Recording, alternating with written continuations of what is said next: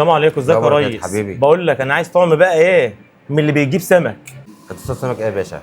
يا باشا جميع انواع السمك، انا عايز طعم من اللي بيجيب جميع انواع السمك. هتصطاد ايه يا باشا بالظبط؟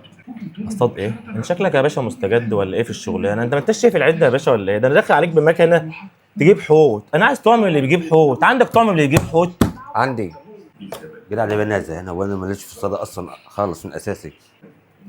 بين القعده ملوش فيها ولا ايه؟ وشكله هيسوحني.